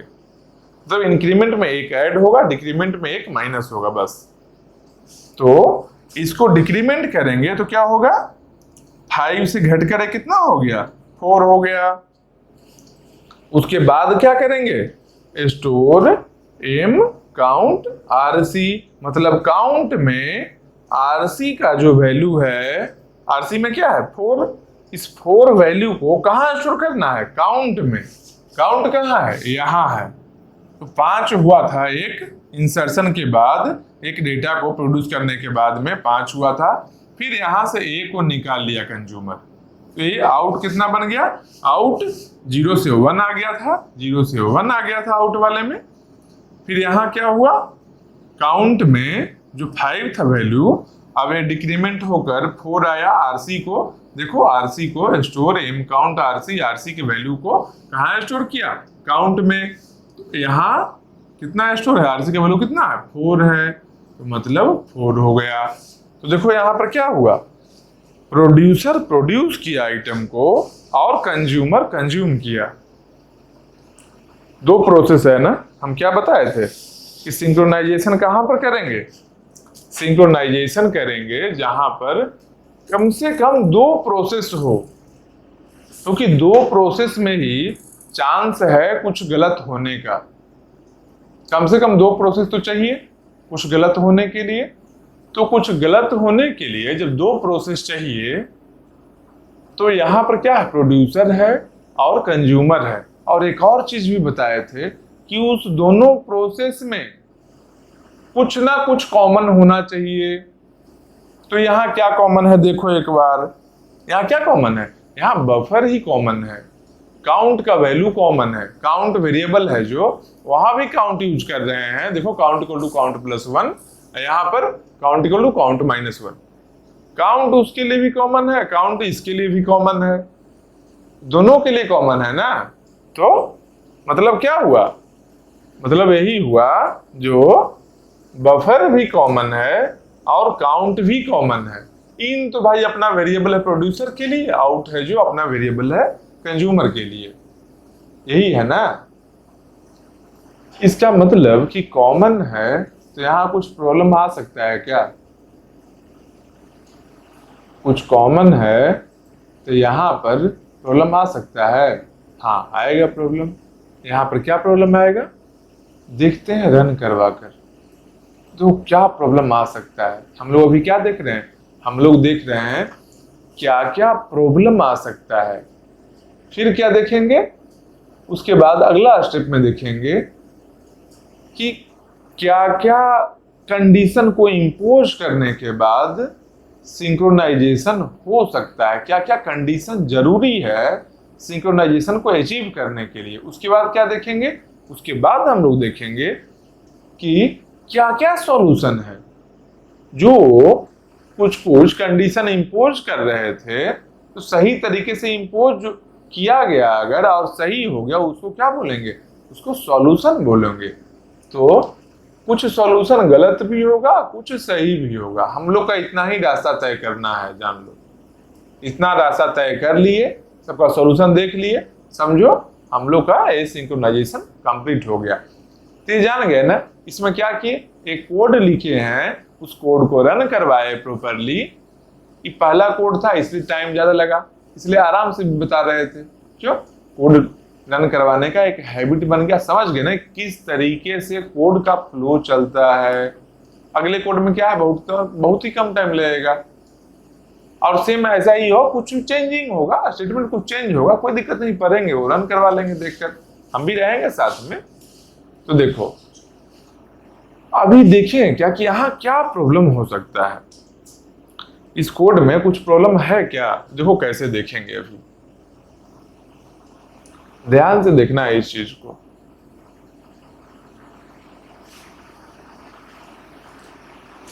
इसमें जो भी प्रॉब्लम का पॉसिबिलिटी है ना उसको देखेंगे। इन का वैल्यू कितना है 5 है, आउट का वैल्यू कितना है 1 है, काउंट का वैल्यू कितना है 4 है, एन का वैल्यू कितना है 7 है, डेटा मतलब 4 है काउंट का वैल्यू। ए को कट कर देते हैं, देखो ए कट कर देते हैं, क्यों ए अब नहीं रहा, ए कंज्यूमर ए है, ए को कंज्यूमर कंज्यूम कर लिया था, तभी तो आउट का वैल्यू 1 आया है, 0 से 1 पर आया है। इसके बाद देखते हैं क्या अभी होता है, देखो तुम इसके बाद क्या होगा। मान लो प्रोड्यूसर एक आइटम को प्रोड्यूस किया, फिर से प्रेस लिया, अभी प्रोड्यूस कर रहा है, जो क्या हो गया एक आइटम को प्रोड्यूस किया, अपना कोड को रन करवा रहा है, देखो काउंट इक्वल टू एन है, नहीं है, क्यों काउंट इक्वल टू 4 ही है, एन कहाँ है, तो बाहर आया लूप से, buffer in equal to item P, इनका वैल्यू 5 है ना, यहाँ पर आइटम पी लिखेगा, आइटम क्या है EFG, तो HIJ, ये नया आइटम को स्टोर किया, कहाँ पर बफर इन में आइटम पी को स्टोर किया, ये आइटम पी था, ठीक, यहाँ स्टोर कर लिया। उसके बाद in equal to in plus 1 mod N, इनका वैल्यू कितना है 5 है, तो 5 प्लस 1 मॉड एन, 5 प्लस 1 कितना हुआ 6 हुआ, 6 को जब 7 से डिवाइड करेंगे मॉड 7 लिखेंगे तो क्या होगा, रिमाइंडर 6 ही बचेगा। तो इनका वैल्यू भी चेंज कर लिए, अब काउंट का वैल्यू को चेंज करना है। काउंट में क्या किए, एक आरपी लिए, आरपी में क्या किए, काउंट का वैल्यू को लोड किए। काउंट का वैल्यू कितना है, काउंट का वैल्यू 4 है ना, काउंट का वैल्यू देखो 4 लिख लिए, लोड कर लिए, पहला एग्जीक्यूट हो गया है। ठीक, अब एक और स्टेटमेंट को एग्जीक्यूट करते हैं, इंक्रीमेंट आरपी। आरपी यही है ना, इसको इंक्रीमेंट कर लिए, ये 4 है ना, तो 4 से 5 बन गया, यही बना ना, एक इंक्रीज किए थे 4 से 5 बना है, मतलब दूसरे स्टेटमेंट को भी एग्जीक्यूट कर लिए। उसके बाद क्या किए हैं, उसके बाद यहां पर इसको क्या किए, प्रीएम्प्ट करवाए। इतना दिन से क्या बोल रहे हैं शेड्यूलिंग में, जो कोई भी प्रोसेस कभी भी प्रीएम्प्ट हो सकता है, कब होगा, लेकिन जो करंट इंस्ट्रक्शन है उस लाइन को, उस इंस्ट्रक्शन को कंप्लीट करके ही प्रीएम्प्ट होगा। यहां पर क्या किया, यहां पर 2 वाला जो कोड लिखा है, यहां पर इस लाइन को कंप्लीट किया, इस लाइन को कंप्लीट किया है, इसके जस्ट बाद में इसका प्रीएम्प्शन हो गया। मतलब क्या हुआ, अब एक कोड रुक गया है। क्यों हुआ होगा प्रीएम्प्शन, कुछ भी हो, क्या फर्क पड़ता है, रनिंग से रेडी में वो चला गया है। कैसे, एसटीएस करता है ये सब काम, कोई हाई प्रायोरिटी प्रोसेस आ गया होगा, इसको प्रिंट करवाया होगा, तो प्रीएम्प्शन यहां पर हो गया। अब देखो क्या होगा, प्रीएम्प्शन हो गया ना, प्रोड्यूसर अब रुका हुआ है, प्रोड्यूसर का देखो एक लाइन बचा है, एक लाइन तीसरा वाला जो है अभी एग्जीक्यूट होना बचा हुआ है।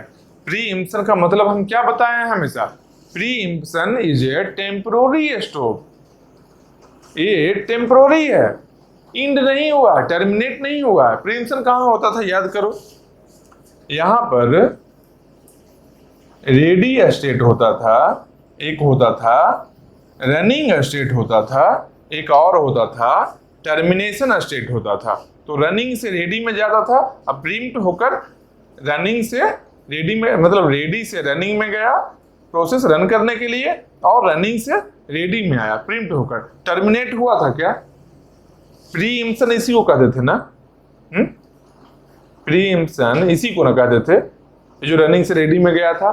कंप्लीट हुआ था क्या, नहीं ना हुआ था, मतलब क्या, जो कोड बचा हुआ है प्रीएम्प्शन के ड्यूरेशन में, जो कोड बचा हुआ है, जो लाइन बचा हुआ है, वो फिर से एग्जीक्यूट होगा।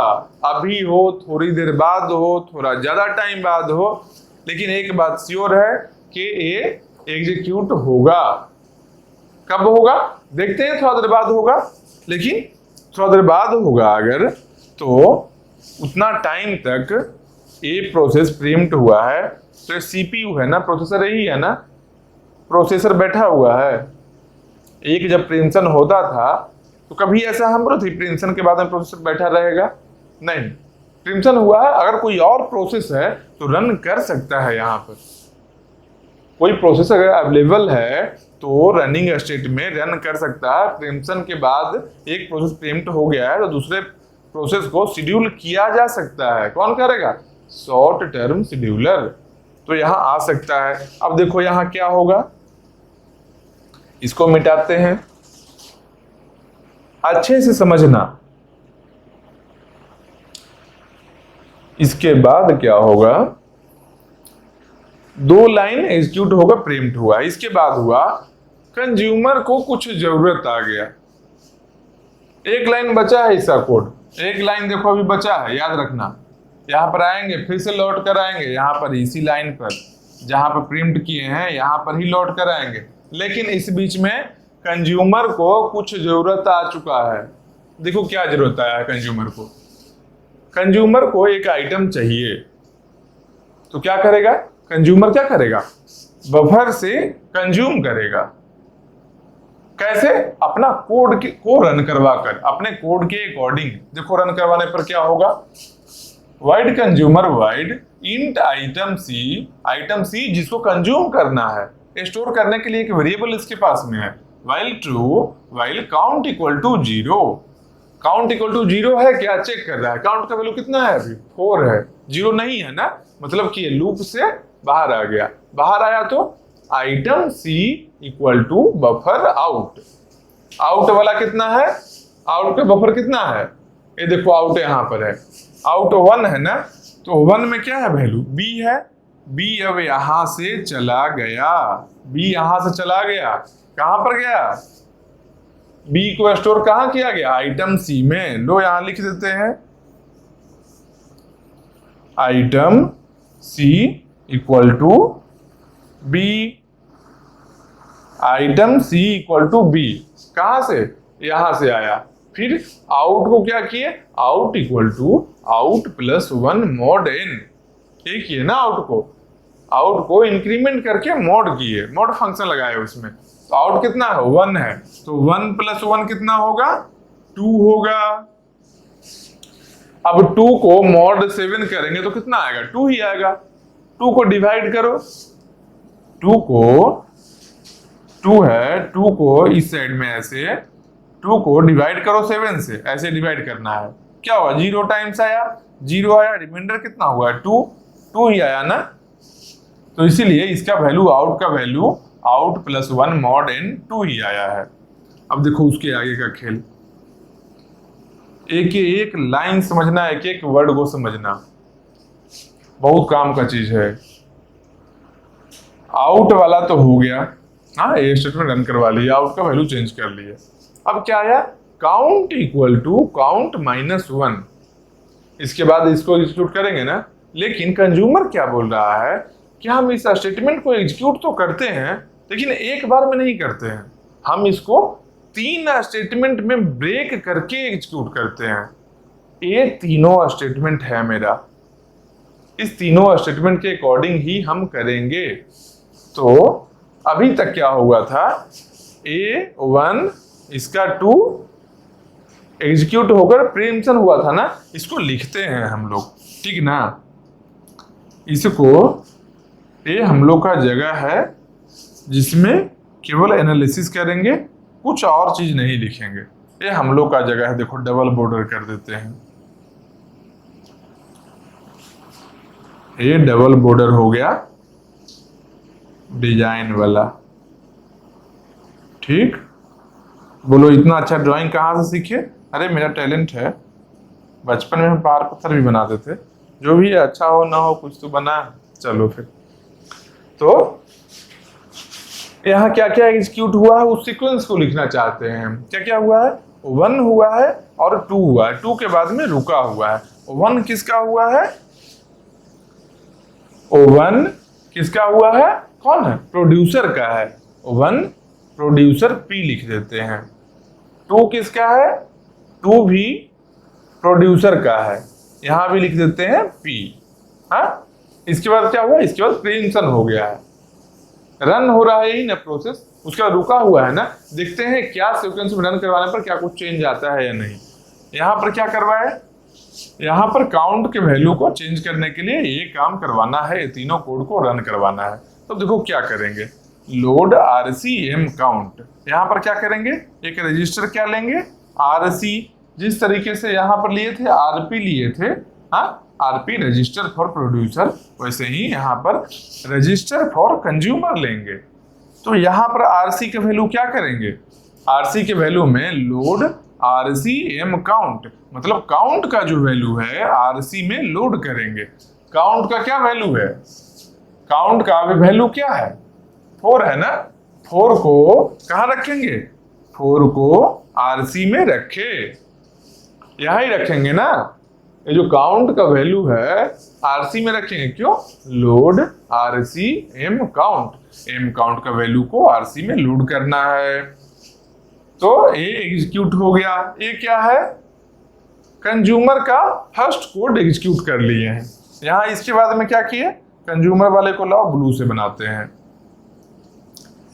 पहला स्टेटमेंट कंज्यूमर का भी हम लोग क्या किए, एग्जीक्यूट कर लिए हैं।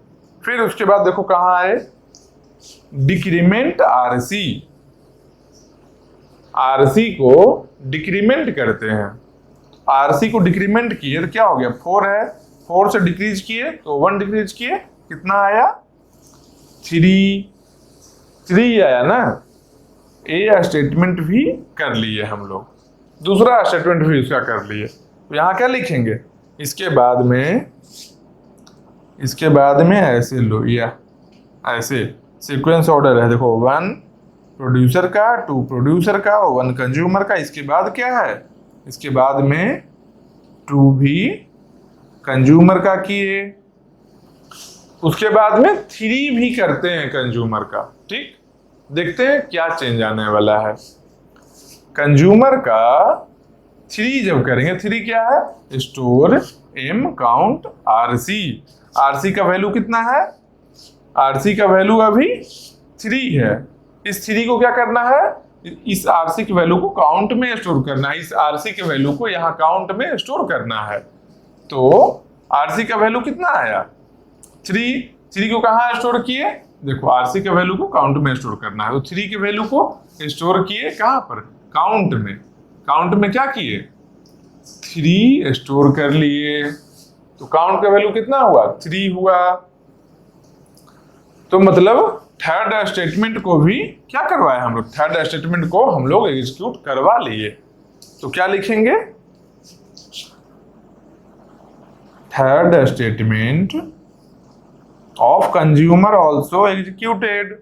मतलब first statement of producer, second of producer, उसके बाद first of consumer, second of consumer, third of consumer. Consumer का तीनों स्टेटमेंट हम लोग एग्जीक्यूट करवा चुके हैं। अब इधर से कंज्यूमर्स को मतलब नहीं रहा, यहाँ काउंट का कुछ वैल्यू आ चुका है। ठीक, अब यहाँ प्रीएम्पशन करके गए थे ना, मान लो थोड़े देर बाद फिर से इसको रनिंग स्टेट मिल सकता है। प्रीएम्पशन हुआ है, रनिंग टू रेडी लौट कर गया है, फिर शेड्यूलर है, एसटीएस बैठा है, जो डिस्पैचर को ये चीज बताएगा, क्या बताएगा, जो शेड्यूल करना है, मतलब रनिंग में लेकर जाना है। मान लो फिर से इस प्रोसेस को रनिंग में लेकर आया, तो क्या करेगा, रनिंग में अपना जहां स्टॉप हुआ था उसके जस्ट आगे से नेक्स्ट स्टेटमेंट से पीसी रहेगा एक, क्या, प्रोग्राम काउंटर। प्रोग्राम काउंटर क्या रखेगा, address of the next instruction to be executed. जो अगला स्टेटमेंट एग्जीक्यूट होने वाला है उसका एड्रेस पीसी में होगा, उस पीसी वैल्यू के अकॉर्डिंग यहाँ पर वो पहुंच जाएगा प्रोग्राम और इसको एग्जीक्यूट करवाएगा। एक क्या है, एग्जीक्यूट करवाओ, अभी क्या है, स्टोर एम काउंट आरपी। मतलब आरपी में जो वैल्यू है उसको काउंट में स्टोर करवाना है। Store M count RP, RP में जो वैल्यू है उसको काउंट में स्टोर करवाना है। आरपी का वैल्यू कितना है, देखो आरपी का वैल्यू कितना है, 5 है ना। इस 5 को काउंट में स्टोर करवाना है। काउंट में क्या है, स्टोर करवाए 5 के वैल्यू को, स्टोर हो गया। यहां पर क्या हुआ एग्जीक्यूशन में सॉरी, यहां पर क्या हुआ, third statement of producer execute हुआ है। मतलब क्या, 1 2 3 third statement of producer execute हो गया। यही हुआ ना, कितना स्टेटमेंट था, ए भी खत्म हो गया। स्टेटमेंट कितना था, 1 2 3, 3 स्टेटमेंट यहाँ था और 3 स्टेटमेंट 1 2 3 स्टेटमेंट यहाँ था, 6 स्टेटमेंट ही है ना।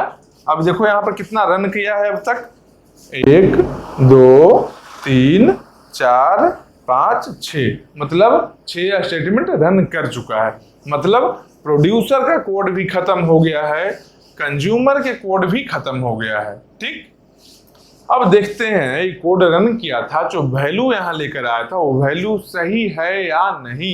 पिछले बार हम लोग क्या किए थे, पिछले बार हम लोग पहले प्रोड्यूसर को रन करवाए, उसके बाद कंज्यूमर को रन करवाए, कुछ वैल्यू आया था और वो वैल्यू सही बता रहा था। जो वैल्यू था, जो एक्चुअल वैल्यू होना चाहिए था वही वैल्यू था। अब देखते हैं सही है या नहीं है।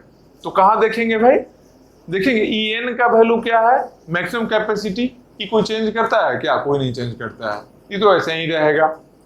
इन का वैल्यू को चेंज करता है कौन, प्रोड्यूसर। देखेंगे ये सही है कि नहीं, इन में कितना है, 6 है, अगला खाली स्लॉट कौन है, 6 है, ये सही है, मतलब कि ये सही चीज है, तो ये तो भाई सही है। चलो, और कौन सा चेंज होता है, आउट का वैल्यू चेंज होता है। आउट का वैल्यू कितना है, 2 है, तो 2 जो है जो खाली है या नहीं, क्यों, क्योंकि आउट क्या बताएगा, जहां से कंज्यूमर को कंज्यूम करना है।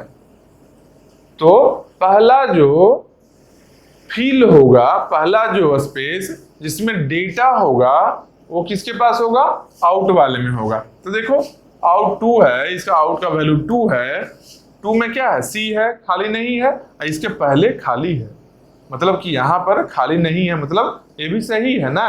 हम लोग क्या चाहिए था, यही तो चाहिए था, क्यों, कंज्यूमर कंज्यूम कर रहा है लाइन से, तो ये वैल्यू भी सही है। ए हो गया, ए हो गया। बफर का नाम है, यूज करते हैं स्टोर करने का, ये चीज देख ली। अब देखते हैं काउंट भी यूज करते हैं ना। देखो काउंट यहाँ यूज किए, काउंट यहाँ यूज किए, काउंट का ही नहीं 3 कोड था, ई काउंट का ही ना 3 कोड था। टोटल जो 6 कोड यहाँ रन करवाए हैं किसके लिए है, एक केवल और केवल काउंट के वैल्यू को चेंज करने के लिए ही तो कोड है। तो कहां गड़बड़ हो सकता है, काउंट में ही गड़बड़ हो सकता है। अब देखते हैं काउंट का वैल्यू, काउंट का वैल्यू कितना है, काउंट का वैल्यू 5 है, अभी यही ना फाइनल वैल्यू आया है। ये 6 स्टेटमेंट रन करवाने के बाद काउंट का वैल्यू कितना आया, 5 आया है, यही ना आया है। काउंट का वैल्यू 5 है, काउंट का वैल्यू क्या बताता है बताओ, काउंट का वैल्यू बैठकर हम बात करेंगे। अब आ जाओ, काउंट का वैल्यू क्या बताता है हमको, ये पहले बताओ। काउंट का वैल्यू बताता है कि बफर में किसी पार्टिकुलर टाइम में, किसी भी पार्टिकुलर टाइम में कितना डेटा अवेलेबल है, ये कौन बताएगा, ये बताएगा काउंट। तो काउंट क्या बता रहा है, काउंट का वैल्यू कितना है, काउंट का वैल्यू 5 है, तो मतलब 5 डेटा होना चाहिए था बफर में। और काउंट का वैल्यू 5 है, काउंट का वैल्यू क्या बताएगा कि बफर में कितना डेटा है अवेलेबल, उसका वैल्यू 5 है, मतलब कि 5 डेटा अवेलेबल होना चाहिए ना। अब देखते हैं कितना डेटा अवेलेबल है, ये है क्या, नहीं है, खाली है, ले चुका है कंज्यूमर, ये भी ले चुका है, यहाँ नहीं है। सी हाँ अवेलेबल है, 1, डी अवेलेबल है, 2, EFG अवेलेबल है, 3, HIJ अवेलेबल है, 4, 5वां कहाँ अवेलेबल है बताओ, 5वां अवेलेबल कहाँ है, ये भी खाली है, ये भी खाली हो गया, ये भी खाली हो गया। काउंट बोल रहा है कि 5 है, 5 है ना, 5 अवेलेबल है, यहाँ पर नहीं है ना, मतलब क्या हो गया, गलत हो गया ना। ये जो सिंक्रोनाइजेशन नहीं होने के चलते 2 प्रोसेस है, एक प्रोड्यूसर है, एक कंज्यूमर है, और सही सिंक्रोनाइजेशन नहीं होने के चलते क्या हुआ, जब हम एग्जीक्यूशन करवाए इसका तो क्या हुआ, गलत रन कर गया है कोड। कैसे गलत किया है, देखिए सिंपल सोचो, 5 बता क्या रहा है कि 5 ऑब्जेक्ट है मेरे पास में, इसके पास में 4 ही है। अभी एक और गलत आ जा सकता है, एक और वैल्यू देगा नया, देखो कैसे नया देगा। हम लोग क्या किए थे, प्रोड्यूसर का 1 को करवाए, 2 को करवाए, प्रीएम्प्ट किए, ठीक है। उसके बाद में क्या करेंगे, कंज्यूमर के 1 को करवाएंगे, 2 को करवाएंगे। 1, 2 करवाने पर कितना आता है, 3 आता है ना, ये 3 आता है ना, फिर इसके 3 को भी करवा लेंगे, स्टोर करवा देंगे, या फिर 3 को लास्ट में करते हैं। सबसे लास्ट में कौन है, 3 और प्रोड्यूसर है ना, तो यहाँ पर क्या करेंगे, जब 1, 2 होगा ना, इसको भी प्रीएम्प्ट करेंगे, इसको भी प्रीएम्प्ट करेंगे यहाँ पर ही। मतलब क्या, यहाँ पर लिखते हैं, लो ए बॉक्स में हम सीक्वेंस लिखते हैं, इसके अकॉर्डिंग रन करवाने पर क्या आएगा हम बता रहे हैं। पहले 1 ऑफ प्रोड्यूसर करवाए, उसके बाद 2 ऑफ प्रोड्यूसर करवाए, 1 करवाए, 2 करवाए, तो आरबी का वैल्यू कितना आया, 5 आ गया है, ठीक। अभी स्टोर नहीं करवाए, थर्ड नहीं किया, इसको यहाँ प्रीएम्प्ट किए हैं। फिर यहाँ पर भी 1 करवाए, किसका, कंज्यूमर का, कंज्यूमर का 1 करवाए, 1 करवाए कंज्यूमर का, फिर 2 करवाए, किसका, कंज्यूमर का ही करवाए। उसके बाद में इसको क्या किए, इसको प्रिंट कर दिए। जब 2 करवाए तो यहाँ आरसी में वैल्यू 3 स्टोर हो चुका था, ठीक। तो कंज्यूमर का भी 2 रन किया। अब क्या करेंगे, इसको प्रिंट करवा कर फिर से आएंगे प्रोड्यूसर पर, क्या करेंगे, यहां से इसका तीसरा स्टेटमेंट को फिर से रन करवा लेंगे। रन कर सकता है ना, प्रीएम्पशन है, टेम्परेरी स्टॉप है, कभी ना कभी रन करेगा। हम बोल रहे हैं अभी मान लो रन कर गया, तो ठीक इसका तीसरा स्टेटमेंट भी रन करवाए, मतलब कि थर्ड स्टेटमेंट ऑफ प्रोड्यूसर, यही है ना।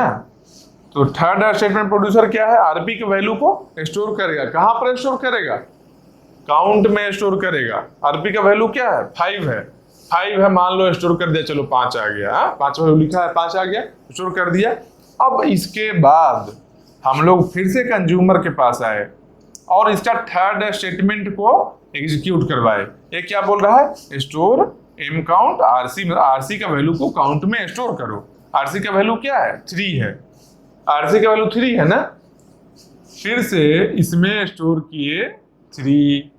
ये कौन सा है, ये है कंज्यूमर का थर्ड स्टेटमेंट को अभी करवाए हैं, कंज्यूमर के थर्ड स्टेटमेंट को अभी करवाए। इसको एक बार देखो, ये जो सीक्वेंस है डबल बॉर्डर कर देते हैं क्योंकि बहुत कुछ लिखा हुआ है। मान लो कुछ लोग तो नींद में देख रहे होंगे, उनके लिए भी हम दिखाएंगे अच्छे से। ये लो क्या करेंगे, 3 बॉर्डर करेंगे। जब इतना कुछ लिखे हैं तो एक बॉर्डर में और कितना टाइम लगेगा हमको बताओ।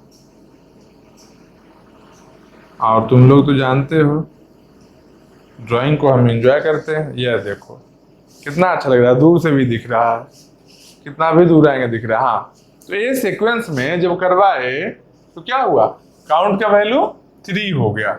ये सीक्वेंस में करवाए तब, अब काउंट का वैल्यू 3 है, मतलब कि ये क्या बता रहा है, काउंट का वैल्यू, काउंट का वैल्यू बता रहा है क्या, जो बफर में 3 ही डेटा अवेलेबल है। काउंट 3 मतलब 3 डेटा अवेलेबल है। अब काउंट करते हैं कितना डेटा है, देखो 1 2 3 4, फिर से गलत हो गया, 4 अवेलेबल था तो एक सीक्वेंस में रन करवाए। ये सीक्वेंस में जब रन करवाए तो ये बता दिया कि 5 अवेलेबल है, अवेलेबल 4 ही था, लेकिन ये सीक्वेंस क्या बता दिया कि 5 अवेलेबल है। और फिर से उसके बाद में ये सीक्वेंस में जब रन करवाए तो ये क्या बता दिया कि 3 ही अवेलेबल है। मतलब यहां कुछ वैल्यू कुछ और आ रहा है, यहां कुछ और दे रहा है। इस प्रॉब्लम को क्या बोलते हैं, इस प्रॉब्लम को बोलते हैं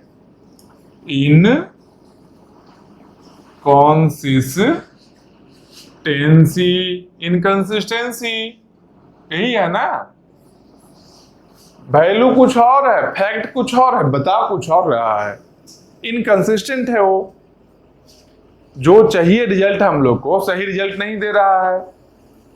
मतलब क्या, सिंक्रोनाइजेशन नहीं रहने से प्रॉब्लम आया ना। अब इसको रिमूव करेंगे सॉल्यूशन के समय में, इसको कैसे रिमूव करना है वो भी बताएंगे। अभी क्या हम लोग कर रहे हैं, कितना तरह का प्रॉब्लम सिंक्रोनाइजेशन नहीं रहने से हो सकता है, बाद में वो भी पढ़ेंगे क्या, कैसे इसको खत्म करना है। तो इसके लिए क्या करेंगे हम लोग, इससे जान लो। पहला प्रॉब्लम क्या आया हम लोग के पास में, पहला प्रॉब्लम आया इनकंसिस्टेंसी। याद रखना कितना तरह का प्रॉब्लम आ रहा है, याद करना। इनकंसिस्टेंसी फर्स्ट प्रॉब्लम है, उसके आगे क्या प्रॉब्लम आएगा ये देखेंगे इसके अगले में। अच्छा, तो अभी तक हम लोग क्या देख रहे थे, जो प्रोड्यूसर कंज्यूमर कोड जब हम लोग रन करवाए उसमें क्या आया था, उसमें एक प्रॉब्लम आया था क्या, इनकंसिस्टेंसी का। क्यों हो रहा था, क्योंकि शेयर्ड वेरिएबल दोनों ही प्रोसेस के कोड में था। स्टार्टिंग में हम क्या बताए थे कि सिंक्रोनाइजेशन क्यों करते हैं, क्योंकि दो प्रोसेस है, दो प्रोसेस का कोड में कुछ कॉमन वेरिएबल है, शेयर्ड वेरिएबल है। ये दोनों जब रन करेगा तो इसके सीक्वेंस ऑफ एग्जीक्यूशन से कुछ प्रॉब्लम आ सकता है। तो यहाँ क्या हुआ, डेटा गलत हो गया। जो हम लोग के बफर में था, बफर में काउंट का जो वैल्यू था, प्रोड्यूसर के बाद कंज्यूमर कर रहे हैं, बीच में प्रिम्पशन भी हुआ है। अगर कंज्यूमर से इंड कर रहे हैं तो कुछ और डेटा आ रहा है, काउंट का वैल्यू आ रहा है। और प्रोड्यूसर से जब इंड कर रहे हैं, लास्ट स्टेटमेंट जो होता था, थर्ड स्टेटमेंट, जबकि काउंट को अपडेट करते थे। किससे? उसके रजिस्टर से। अगर प्रोड्यूसर का लास्ट है तो आरपी था, प्रोड्यूसर का रजिस्टर, और कंज्यूमर का है तो वहां पे क्या था? आरसी, कंज्यूमर के रजिस्टर से अपडेट हो रहा था काउंट। तो प्रॉब्लम वहां पे आ रहा था, जो गलत डिटेल यहां मिल रहा था। यहां नंबर ऑफ डेटा एंट्री कुछ और था, 4 था।